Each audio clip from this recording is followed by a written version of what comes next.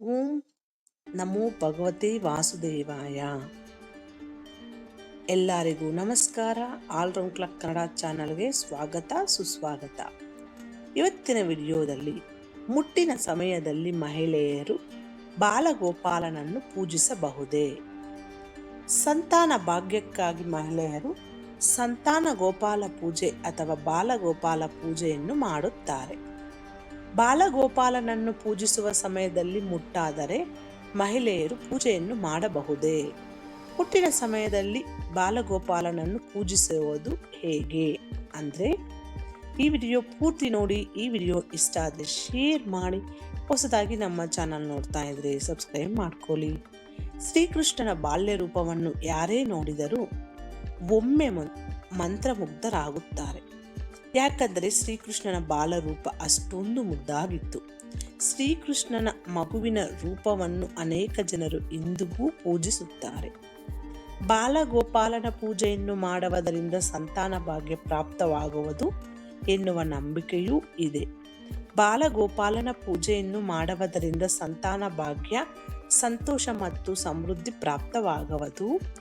ಹೆಚ್ಚಾಗಿ ಬಾಲಗೋಪಾಲನನ್ನು ಮಹಿಳೆಯರು ಪೂಜಿಸುತ್ತಾರೆ. ನಮ್ಮ ಧಾರ್ಮಿಕ ನಂಬಿಕೆಗಳ ಪ್ರಕಾರ ಸಂಪ್ರದಾಯಗಳಲ್ಲಿ ಮಹಿಳೆಯರು ಮುಟ್ಟುಟ ಸಮಯದಲ್ಲಿ ದೇವರ ಪೂಜೆಯನ್ನು ಮಾಡುವುದು ನಿಷಿದ್ಧವಾಗಿದೆ.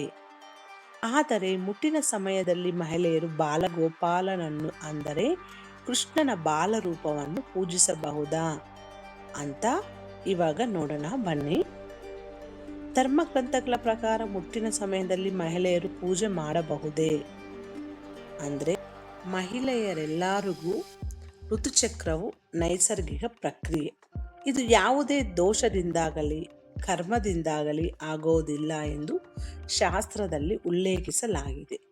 ಈ ಸಮಯದಲ್ಲಿ ಮಹಿಳೆಯರಿಗೆ ದೈಹಿಕ ವಿಶ್ರಾಂತಿಯನ್ನು ನೀಡುವ ಸಲುವಾಗಿ ಪೂಜೆ ಪುನಸ್ಕಾರಗಳಿಂದ, ಅಡುಗೆ ಕೆಲಸಗಳಿಂದ ಹಾಗೂ ಮನೆ ಕೆಲಸಗಳಿಂದ ದೂರ ಇಡಲಾಗುತ್ತದೆ. ಕೆಲವೊಂದು ನಿಯಮಗಳನ್ನು ಅನುಸರಿಸುವ ಮೂಲಕ ಅವರು ದೇವರ ಬಗ್ಗೆನ ತಮ್ಮ ಭಕ್ತಿಯನ್ನು ಆಚರಿಸಬಹುದು. ವೇದಗಳು ಮತ್ತು ಭಗವದ್ಗೀತೆಯಂತಹ ಗ್ರಂಥಗಳಲ್ಲಿ ಮುಟ್ಟಿನ ಸಮಯದಲ್ಲಿ ಮಹಿಳೆಯರು ಪೂಜೆ ಸಲ್ಲಿಸಬಾರದು ಎಂದು ಸ್ಪಷ್ಟವಾಗಿ ಹೇಳಲಾಗಿಲ್ಲ. ಗೀತೆಯ ಪ್ರಕಾರ ಭಕ್ತರು ಪ್ರೀತಿಯಿಂದ ಏನನ್ನೇ ಅರ್ಪಿಸಿದರೂ ಅದು ಎಲೆಯಾಗಿರಲಿ, ಹೂವಾಗಿರಲಿ, ನೀರಾಗಿರಲಿ ಅಥವಾ ಹಣ್ಣಾಗಿರಲಿ ದೇವರು ಅದನ್ನು ಸ್ವೀಕರಿಸುತ್ತಾನೆ. ಆದ್ದರಿಂದ ಯಾವುದೇ ಪೂಜೆಯಲ್ಲಿ ಭಕ್ತಿ ಭಾವನೆ ಮತ್ತು ಸಮರ್ಪಣೆ ಇರುವುದು ಬಹಳ ಮುಖ್ಯವೆಂದು ಹೇಳಲಾಗಿದೆ. ಬಾಲಗೋಪಾಲನನ್ನು ಯಾವ ರೀತಿ ಪೂಜಿಸಬೇಕು ಅಂದರೆ ನಾರದ ಪುರಾಣ ಮತ್ತು ಭವಿಷ್ಯ ಪುರಾಣದಲ್ಲಿ ಉಲ್ಲೇಖಿಸಿದ ಪ್ರಕಾರ ಯಾವುದೇ ಒಬ್ಬ ವ್ಯಕ್ತಿಗೆ ದೈಹಿಕವಾಗಿ ಪೂಜೆಯಲ್ಲಿ ಪಾಲ್ಗೊಳ್ಳಲು ಸಾಧ್ಯವಾಗದೇ ಇದ್ದರೆ ಅಥವಾ ಪೂಜೆಯಲ್ಲಿ ತನ್ನನ್ನು ತಾನು ತೊಡಗಿಸಿಕೊಳ್ಳಲು ಸಾಧ್ಯವಾಗದೇ ಇದ್ದರೆ ಅಂತಹ ಪರಿಸ್ಥಿತಿಯಲ್ಲಿ ಆ ವ್ಯಕ್ತಿಯು ಮಾನಸಿಕವಾಗಿ ಭಕ್ತಿಯ ಮೂಲಕ ಮತ್ತು ಸ್ಮರಣೆಯ ಮೂಲಕ ದೇವರನ್ನು ಪೂಜಿಸಬಹುದು. ಇದರಿಂದ ಆ ವ್ಯಕ್ತಿಯ ಪೂಜೆಯಲ್ಲಿ ದೈಹಿಕ ಉಪಸ್ಥಿತಿಯಿಂದ ಪಡೆಯುವಷ್ಟೇ ಪುಣ್ಯವನ್ನು ಪಡೆದುಕೊಳ್ಳುತ್ತಾನೆ. ಅಂತಹ ಸಂದರ್ಭದಲ್ಲಿ ಮುಟ್ಟಿನ ಸಮಯದಲ್ಲಿ ಮಹಿಳೆಯರಿಗೆ ದೈಹಿಕವಾಗಿ ಪೂಜೆಯಲ್ಲಿ ಪಾಲ್ಗೊಳ್ಳಲು ಸಾಧ್ಯವಾಗದ ಕಾರಣ ಮನಸ್ಸಿನಲ್ಲಿ ಬಾಲಕೃಷ್ಣನನ್ನು ಸ್ಮರಿಸುವ ಮೂಲಕ ಪೂಜೆಯ ಫಲವನ್ನು ಪಡೆಯಬಹುದು. ಪೂಜೆ ಮಾಡಲು ಆಗದೇ ಇದ್ದರೆ ಹೀಗೆ ಮಾಡಿ. ಸಾಂಪ್ರದಾಯಿಕ ಪ್ರಕಾರ, ಸಾಮಾಜಿಕ ಪ್ರಕಾರ ಮುಟ್ಟಿನ ಸಮಯದಲ್ಲಿ ಮಹಿಳೆಯರು ಬಾಲಗೋಪಾಲನಿಗೆ ಆರತಿ ಮಾಡುವುದು, ನೈವೇದ್ಯವನ್ನು ಅರ್ಪಿಸುವುದು, ಬಟ್ಟೆಗಳನ್ನು ಧರಿಸುವುದು ಮತ್ತು ಅಲಂಕಾರವನ್ನು ಮಾಡುವುದು ನಿಷಿದ್ಧವಾಗಿರುತ್ತದೆ. ಅಂತಹ ಸಂದರ್ಭದಲ್ಲಿ ಪೂಜೆಯನ್ನು ಮಾಡದೇ ಇರುವುದು ಶುಭವಲ್ಲ.